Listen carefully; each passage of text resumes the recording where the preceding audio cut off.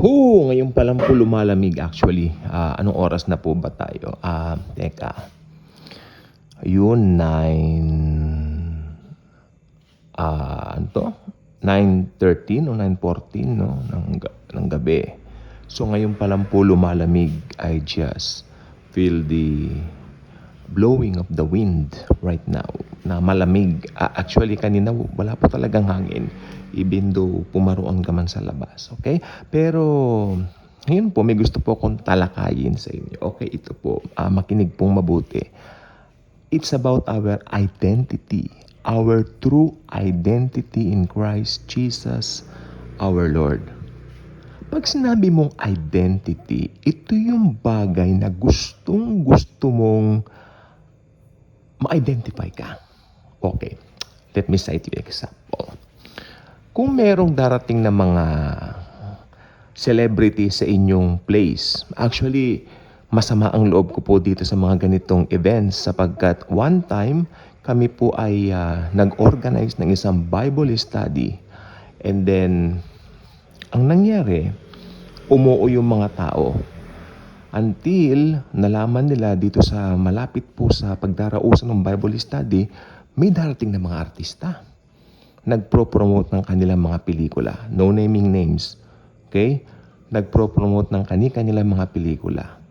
Out of 20 invited na dadalo sa Bible study, dahil narinig nga po nilang darating malapit po rito sa pagdarausan ng Bible study namin, darating yung mga artista, celebrities and all that.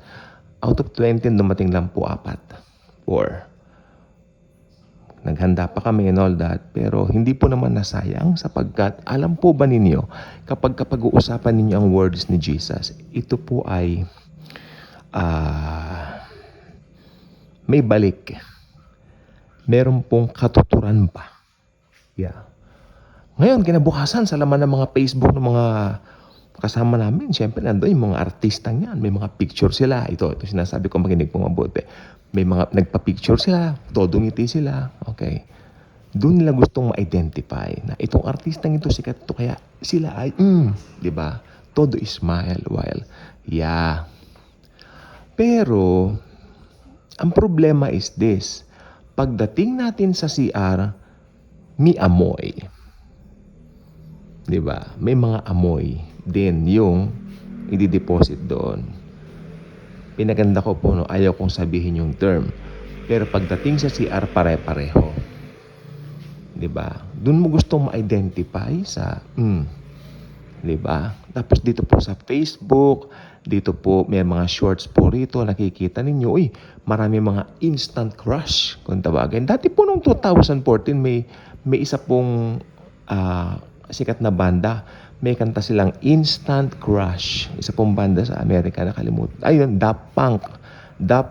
May kanta silang Instant Crush. Ginawang single pero hindi naman masyadong kumita. Pero may kanta silang Instant Crush. Parang doon nila kinuha yung, nakita kita, crush ko agad. Ganda, di ba? Pero ang hit, ang amoy sa kilikili, hindi mo maaamoy sa dito po sa virtual. Hindi mo maaamoy ang anghit ng lalaki. Maski nakikita mong cute yan dito. Bakit? Brutal ba yung mga pananalita ko? Hindi po. I'm just telling you the truth. Okay, makinig pong mabuti. Para malaman natin talaga kung kanino tayo dapat identify, no? Okay, makinig pong mabuti. Yung mga gustong-gusto mo, instant crush na nakikita mo rito, okay? Ito po ay may pandadaya ang demonyo na ginagamit. Maramang sa mga itsura, talaga may itsura. Pero sabi ko, ang anghit, ang bad breath, hindi mo makikita rito, maaamoy agad sa virtual hanggat di mo nakakasama yung taong yon. Actually, may nagsabi sa akin, brother, yung matagal ko ng crush, ang lakas pala ng putok, kanya sa akin. Sabi ko naman, kung talagang mahal mo siya, kanyang gano'n. Ay, hindi, sabi niya gano'n. Hindi pa nga niya ako nililigawan, sabi niya gano'n sa akin. Salamat naman, kanya. Tignan po ba ninyo yan? Pag nung naamoy niya na, ayaw niya na, Nag-gets niyo po ibig ko sabihin? Okay, ganito, makinig po kayong mabuti. Ito po lahat totoong nangyari. Kasi sa dami ng mga Bible study namin, iba't ibang tao ang amin pong na-encounter. Kabilang po ito, ang baho ng kilikili niya. Sabi niya, maski malayo pa lang, naaamoy na namin. May anghit kanya. Pero ano yun? Parang kumbaga mati ni idol nila. Parang ganun. Dahil yung, di ba? Sa mga nakita rin niya sa Facebook, gwapo. Sa mga TikTok, gwapo. Ang lakas pala ng putok, ang hit. Sabi niya, buti hindi ka pa niligawan. Oo, kanya gano'n. Noon amoy ko, ayaw ko na, sabi niya. Ano ang lesson dito? Makinig pong mabuti. Maring nakakatawa, pero totoo po lahat ang sinasabi ko dito. Na-encounter ko po lahat ito. Gusto mong gusto mong maging ma-identify sa mga ganon? Ganon lang? Kasi lahat po dito sa mundo, fallen world po ito eh. Fallen world po itong mundong ibabaw na ginagalawan natin. So, lahat po dito may mga kapintasan. Makinig po kayong mabuti. Si Lord Jesus, perfect. Pero minsan, dinededma natin siya. Ang sama ng loob ko noon nung nagpasinaya kami ng Bible study, invited 20 persons. Naghanda pa man din kami. Pero dahil may mga artista, mas gusto nila yun. Right, may pang-akit talaga ang mundo. Dahil ang sanlibutan ito ay sanlibutan ni Satanas, sabi nga nung iba. Pero I don't believe in that. Ang sanlibutan nito ay si Jesus pa rin ang may-ari. Kaya lang, yung sistema, that's it, yung sistema na pinaiiral dito ay sistema ni Satanas. Di ba?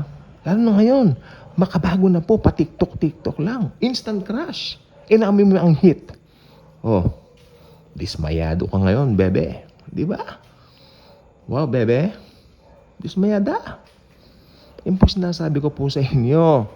So, isa naman daw, bad breath. Sabi ng kapitbahay namin, naamoy niya bad breath daw. Yung pinuronahang beauty queen na nagandahan sila, bad breath naman daw. Hindi ko po tinitist ito, pero ang gusto ko lang pong malaman, lahat sa mundong ito, fallen world.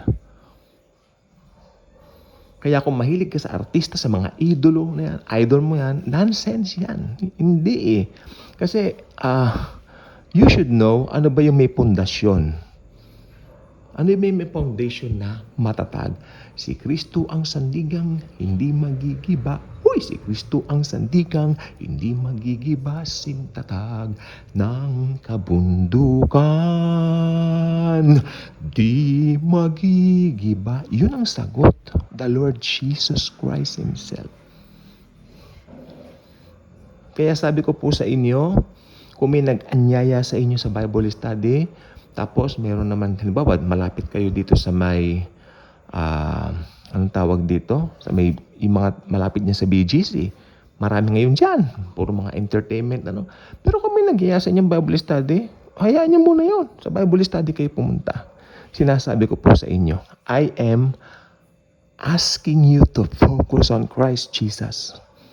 Iba na ang panahon ngayon. Ang revelation po ngayon sa akin is iba na ang panahon ngayon.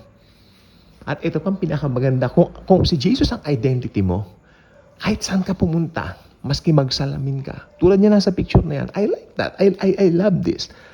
Matagal ko na po sanang gagawin itong vlog na ito pero ngayon lang, sabi ko kasi presko. Di ba? Pag nagsalamin ka, makikita mo na si Jesus. Kaya minsan may nagtanong sa akin, Kuya, kasi Bible study rin po, anong itsura ni Jesus Christ? Sabi ko sa kanya, ikaw ba tumanggap ka na kay Jesus Christ? Opo, kanya. O magsalamin ka. Yan ang itsura ni Jesus Christ.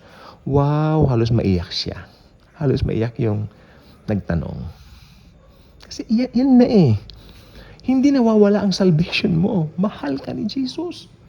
Kasi anak ka niya, iniingatan ka niya, sinigtas ka niya, at protektado ka niya.